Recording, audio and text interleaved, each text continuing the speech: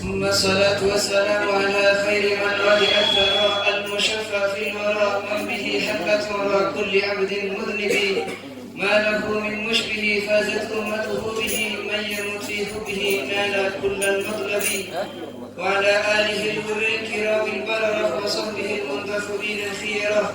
Amma ba'du, alhamdulillah, segala puji bagi Allah yang telah mengumpulkan kita semua di majlis yang sangat mulia, di tempat yang sangat mulia, bersama sesepuh kita semuanya adalah orang-orang yang mulia, yang disebut tak lain tak bukan melainkan adalah sosok Nabi yang sangat mulia, yaitu adalah baginda Nabi besar Nabi Muhammad yang telah dimuliakan oleh Zat yang maha mulia.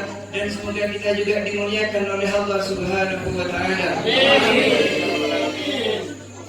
Yang saya hormati yaitu terutama Sahibul Bait, yaitu Bapak Mudin, Bapak Suyuto, dan juga Bapak Sunyoto, dan juga Bapak Miarso, juga ada Bapak Muhammad, dan semua adalah grup-grup hadrah yang kami muliakan, dan juga ada guru-guru tugasan dari Keraksan, dari Probolinggo, dan semua hadirin hadirat yang kami muliakan yang tidak bisa kami sebut satu persatu, akan tetapi tanpa menghalangi rasa hormat dari saya, dari Al-Faqih. Ini biasanya pakai bahasa Jawa, pakai bahasa Indonesia.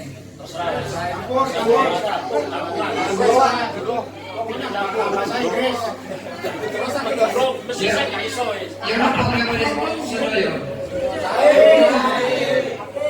Sehat sudah ya?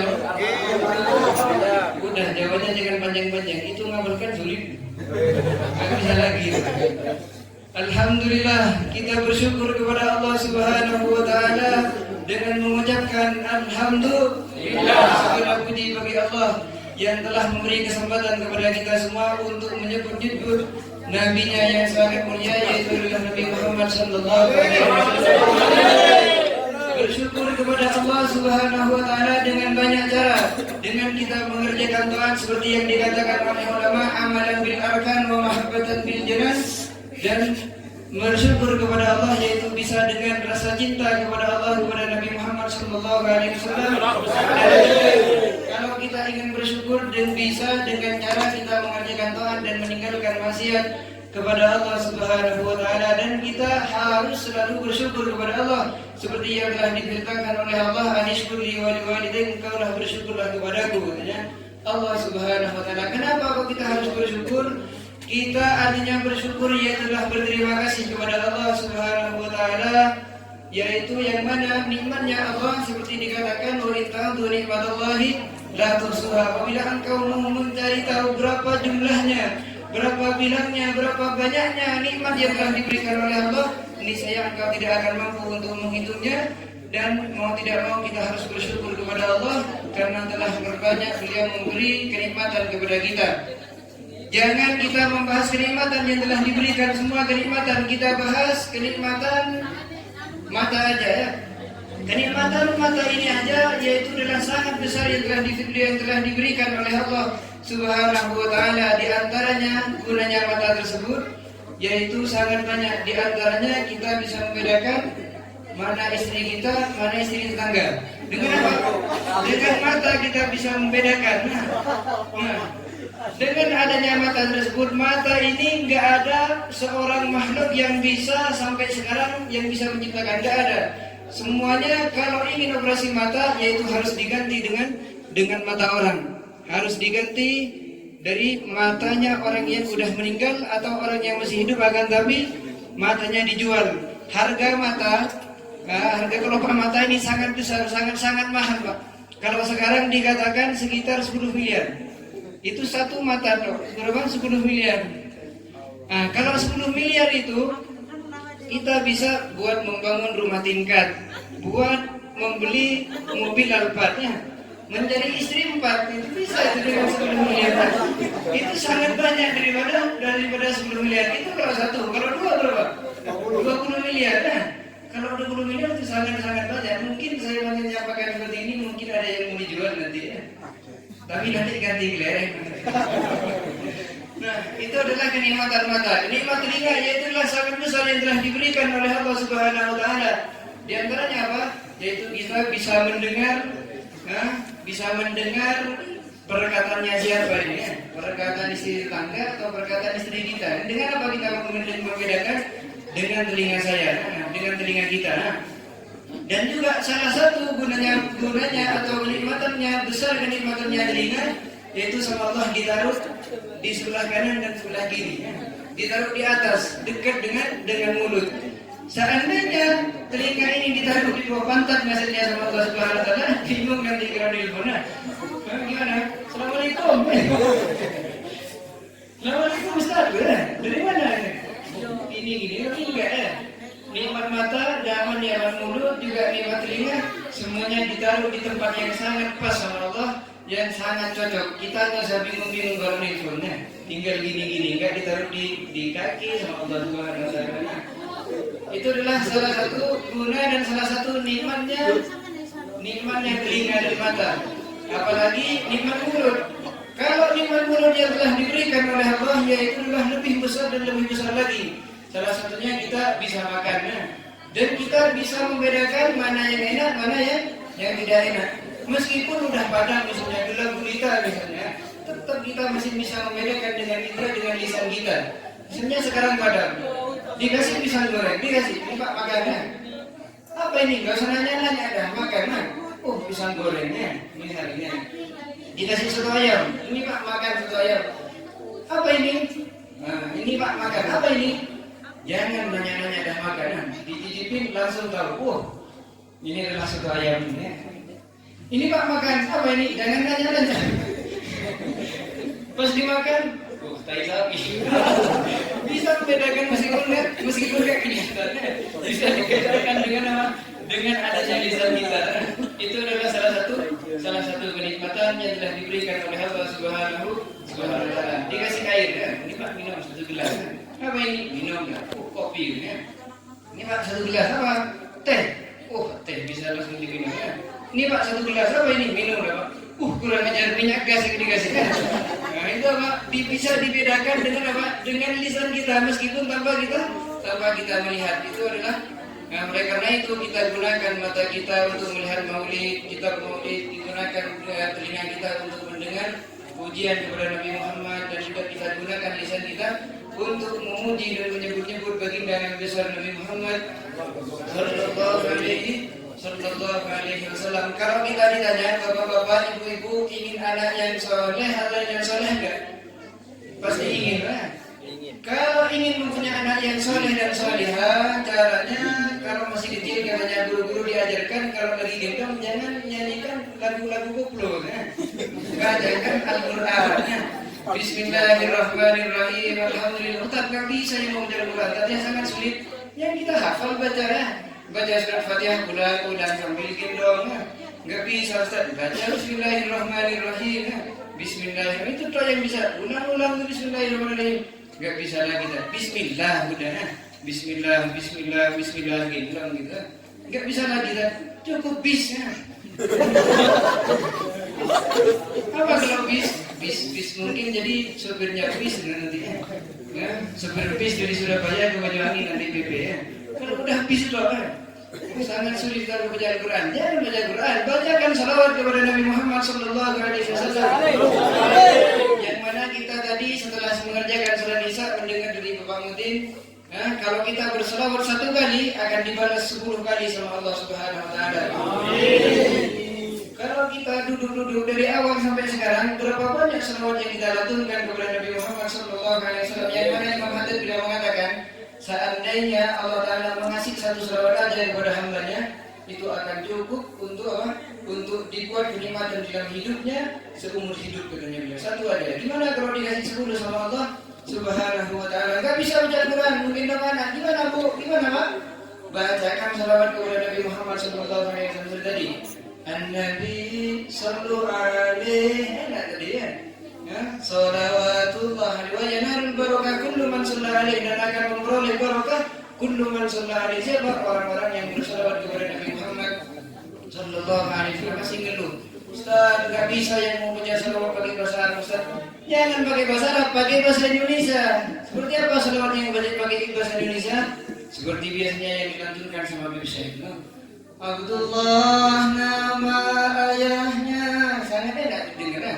Dikasih tahu kepada anak kita, Abdullah itu adalah nama ayah Nabi Muhammad.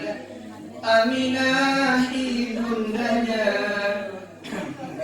Nanti kalau saya diteruskan nggak laku kok nggak di sini. Jadi Aminah ibundanya. Sayyidah Aminah itu adalah ibunya Nabi Muhammad, ibu kandungnya Nabi Muhammad Sallallahu Alaihi Wasallam. Abdul Muttalib kakeknya, Abdul Muttalib nama kakeknya Nabi Muhammad ya. Abu Thalib pamannya Abu Thalib itu adalah pamannya Nabi Muhammad. Ajarkan, bacakan, lantunkan selawat yang seperti itu.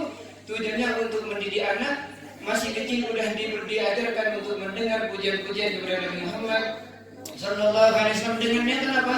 Seumur hidupnya selalu bangga dan selalu demen dan selalu berselawat kepada Nabi Muhammad Sallallahu Alaihi Wasallam. Tapi kalau membaca selawat yang tadi itu, Abdullah nama ayahnya itu harus hafal. Kalau nggak hafal, jangan baca itu, nanti ngawur.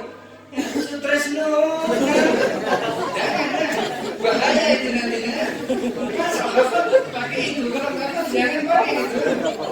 Bahaya nanti buat kepada Nabi Muhammad Sallallahu Alaihi Wasallam.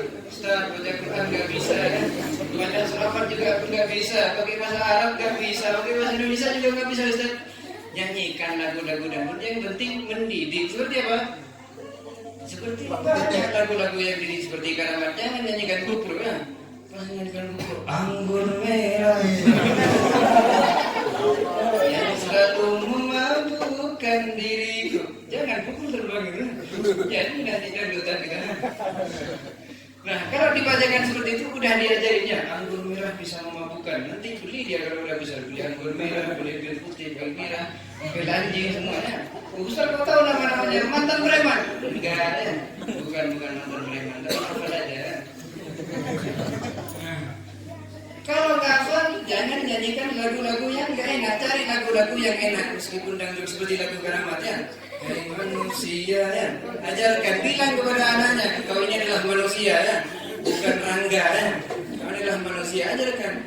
Gimana kalau manusia? Hormati ibumu ya, hormati ibunya, muliakan ibunya yang melahirkan dan membesarkanmu. Ibu engkau itu adalah membesarkan engkau dan merawat engkau, mendidik engkau dari kecil sampai engkau besar ya. Nah, seperti itu, apalagi dipukulin terbangnya. Enak itu anaknya mendengarkannya. Hai manusia, hormati ibumu. Inginlah jadi ski bawa ke terminal. Insya Allah lancar rezekinya. Sama bapaknya yang terbang ya, bawa banjir, bawa usul. Insya Allah lancar rezeki.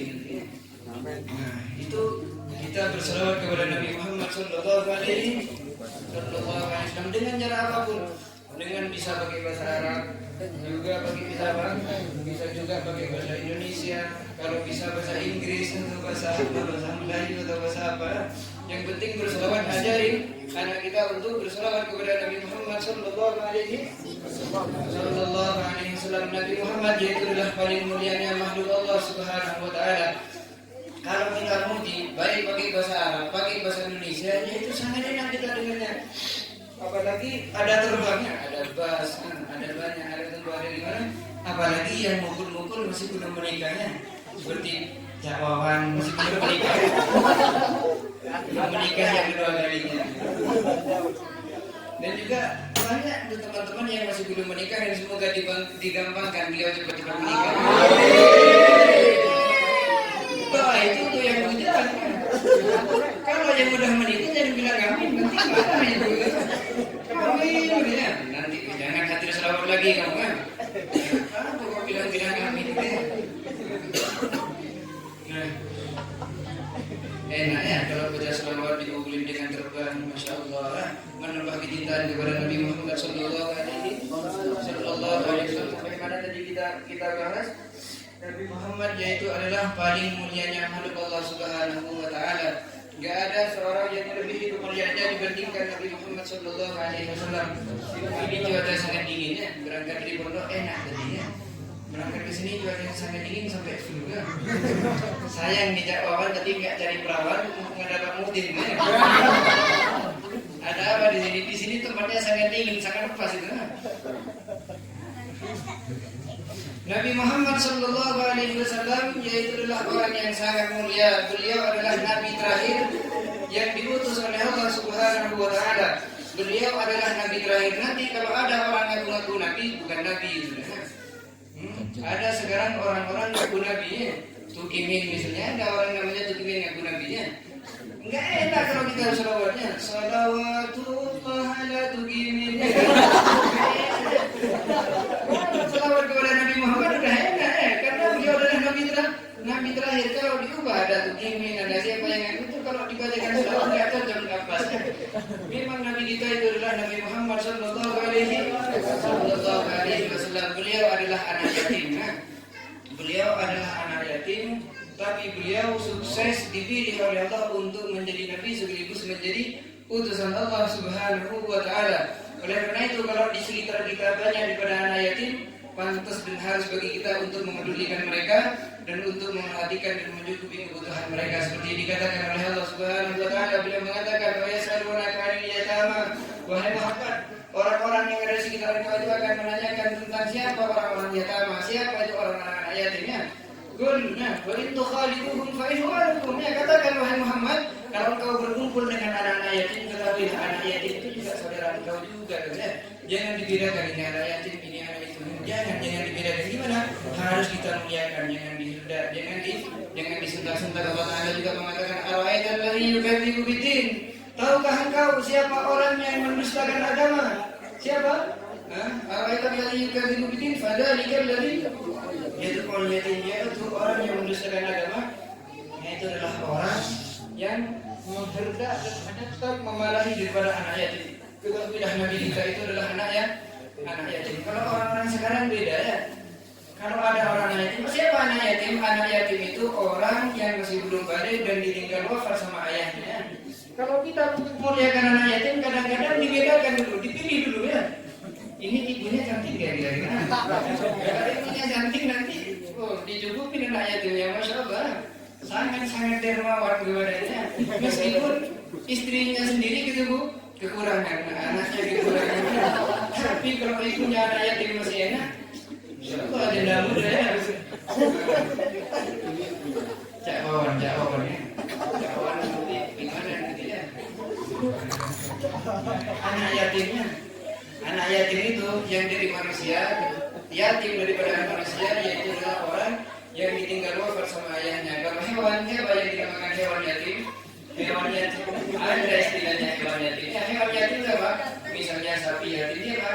Yaitu yang ditinggal mati sama ibunya sama ibunya, itu baru dinamakan dengan yatim. Tapi ada situasi yang mengatakan laisal yatimun ladzi mata waliduhu, yang dinamakan yatim hakiki itu bukan orang yang ditinggal wafat sama ayahnya.